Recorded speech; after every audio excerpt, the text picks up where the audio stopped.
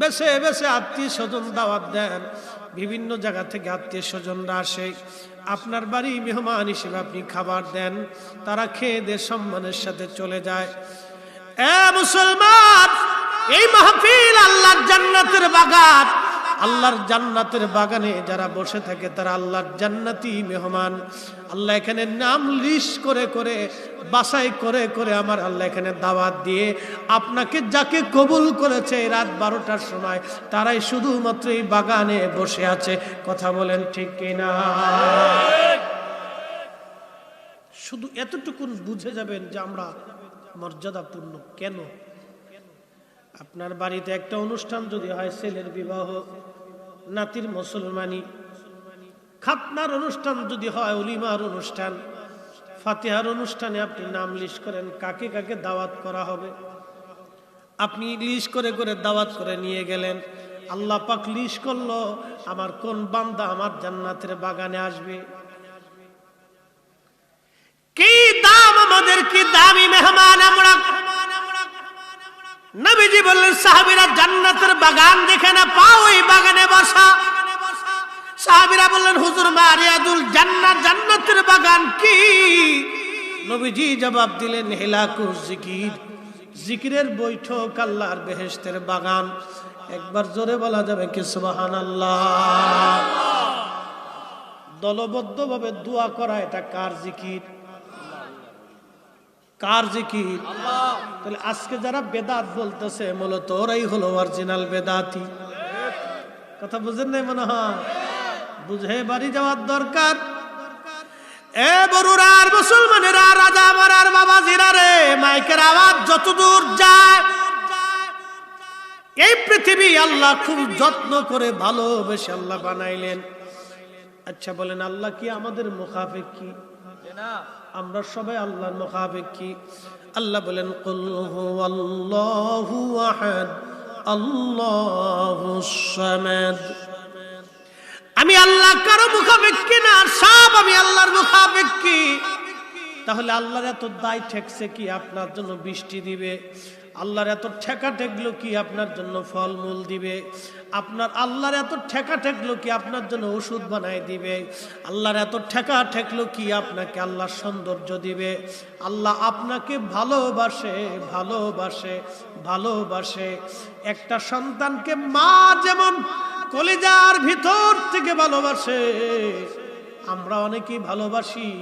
আমাদের ভালোবাসা আর মায়ের ভালোবাসা কিন্তু এক না। কথা বলেন না কেন?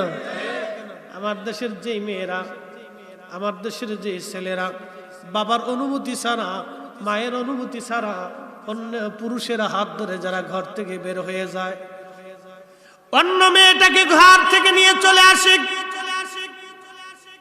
এ যুবকের যুবতী তুমি জানো না, তুমি সন্তানের মোহাব্বত বাবার কলিজার ভিতরে এত বেশি।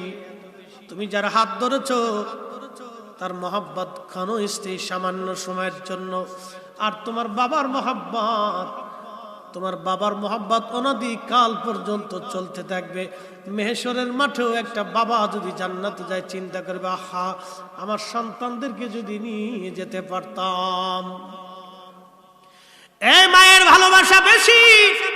পৃথিবীতে একটা মা সন্তানকে কলিজার ভিতর থেকে ভালোবাসে, কলিজার ভিতর থেকে ভালোবাসে। আল্লাহর নবী একদিন মেলার মধ্যে চলে গেলেন, বাণিজ্য মেলা হলো মদিনাতে। সাহাবায়ে কেরাম দেখলেন একটা মহিলা একটা বাচ্চাকে জড়িয়ে ধরে কাঁদতেছে। নবী বললেন, সাহাবীরা রে, ওই মহিলা কেন বাচ্চাটাকে জড়িয়ে ধরে কাঁদে, বলবা কি? সাহাবীরা বলেন, ইয়া নবী আল্লাহ, এই জন্য কাঁদে গো নবীজি, এই জন্য কাঁদে যে ওই মহিলার বাচ্চা মেলার মধ্যে হারিয়ে গিয়েছিল, ওই বাচ্চাটাকে সে খুঁজে পাইছে। মা সন্তান পাওয়ার আনন্দে জড়িয়ে ধরে ধরে মা কাঁদতেছে, জড়িয়ে ধরে ধরে মা কাঁদে। হুজুর এই কান্না আনন্দের কান্না, এই কান্নাটা খুশির কান্না। আল্লাহ নবী ডাক দেয় বলেন, সাহাবীরা রে, তোমরা জানো আল্লাহ পাক ভালোবাসাটাকে 100 ভাগে ভাগ করলেন। একটা ভাগ আল্লাহ পাক তামাম সৃষ্টির মধ্যে আল্লাহ দিলেন, মায়ের হৃদয়ের ভিতরে আল্লাহ সন্তানের প্রতি ভালোবাসা দিলেন। এই জন্য দেখবেন একটা মা শীতের মধ্যে রাত্রিবেলা ঠান্ডায় মা ঘুমায়, কিন্তু বাচ্চাটাকে মা কম্বল কাঁথা দিয়ে জড়িয়ে ধরে রাখে। আল্লাহ কোরআনে বললেন, রাব্বির হামহুমা কামা রব্বায়ানি সগীরা। আল্লাহ বলেন, আলহামদুলিল্লাহি রাব্বিল আলামিন। আমি সেই আল্লাহর আলহামদুলিল্লাহ, সমস্ত প্রশংসা সেই আল্লাহর জন্য। কোন আল্লাহ? কে আল্লাহ? কি আল্লাহ? কোন আল্লাহ? কে আল্লাহ? কি আল্লাহ? তার পরিচয় আল্লাহ পরের অংশ দিয়া বললেন, আলহামদুলিল্লাহ সেই আল্লাহ রব্বিল আলামিন।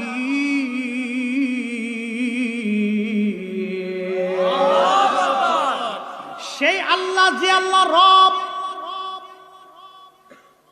প্রশ্ন করবেন, হুজুর আমাদের দেশে তো আব্দুর রব আছে, আরবিতে বলে রব, বাংলায় বলে লালন পালন করনেওয়ালা। লালন পালন কি? আল্লাহ নিজে রব, আল্লাহর পরে আল্লাহ আরেকজনকে রব বলেছেন, তিনি রব্বির হামহুমা। আমার সাথে বলেন, রব্বির হামহুমা কামা রব্বায়ানি সগীরা। তিনি অন্য কেউ না, তিনি আমাদের মা, আমাদের বাবা। কথা বলেন ঠিক কিনা? আপনি ভাবতে পারেন, হুজুর আমি আমার মারে খাবার দেই, কাপড় কিনে দেই, ওষুধ কিনে দেই, চিকিৎসা আমি করাই, আর ভাবতেছেন হক আদায় হয়ে গেল। না, হক আদায় হবে না। আল্লাহ মা বাবাকে রব কেন বললেন বুঝেন? আপনি যখন মায়ের কোলের মধ্যে ছোট্ট ছিলেন, মা আপনাকে গাড়ির ভিতরে করে কোলে করে নিয়ে যাচ্ছে আপনার নানুর বাড়িতে। হঠাৎ করে গাড়ির মধ্যে আপনি বাথরুম করে ফেলছেন, সবার মুখের মধ্যে কাপড় চলে গেল, কিন্তু একজনের মুখে কাপড় যায় নাই। তিনি কে? এনার নাম রব। ওনাকে আল্লাহ আল্লাহর পরে রব বলছে, লালন পালন করনে বলা বলছে। সবার মুখের মধ্যে কাপড় চলে গেল,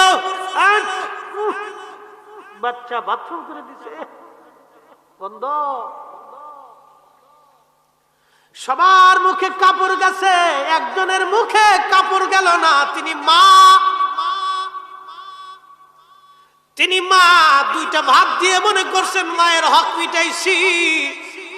না না, আল্লাহ বললেন, বান্দা তুমি সেইভাবে দোয়া করো যেইভাবে ছোট্টকালে তোমার মা তোমাকে লালন পালন করেছে। তুমি বলো, হে আল্লাহ আমার বাবা মাকেও তুমি জান্নাতে ওইভাবে লালন পালন করো।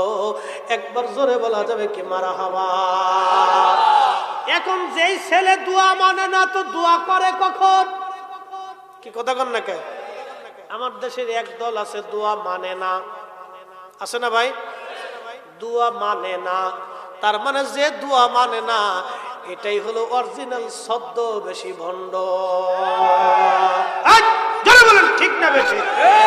আমরা ভণ্ড না ওরা ভণ্ড? ওরা ভণ্ড। এটা হলো শব্দ বেশি ভণ্ড, টুপিওয়ালা ভণ্ড, বিরাট বড় দাঁড়িয়েছে, আপনাকে বুঝতে দিবে না। না খালি খবিস থেকে আপনাকে বুঝতে দিবে না যে আপনার ঈমান শেষ করে দিতেছে, আপনাকে বুঝতেই দিবে না। চেহারা দেখলে মনেই হবে না যে আন্তর্জাতিক ভণ্ড। উঠে যারা কোরআনের অপব্যাখ্যা করে, হাদিসের অপব্যাখ্যা করে, ওরাই হলো অরিজিনাল ভণ্ডা। পৃথিবীর মুসলমানেরা, ওই বরুরার বাবাজিরা, মাইকের আওয়াজ যতদূর যায় খুব মনোযোগ দিয়ে। এই পৃথিবীতে আল্লাহ আপনাকে ভালোবাসে। নবী বলেন, উম্মত ভালোবাসাটাকে আল্লাহ 100 ভাগে ভাগ করলেন। 100 ভাগ ভালোবাসার ভিতরে আল্লাহ একটা ভাগ সৃষ্টির মধ্যে বন্টন করে দিলেন, আর 99 ভাগ ভালোবাসা আল্লাহ তার নিজের কাছে জমা করে রাখলেন। না হয় নাই? আরো জোরে।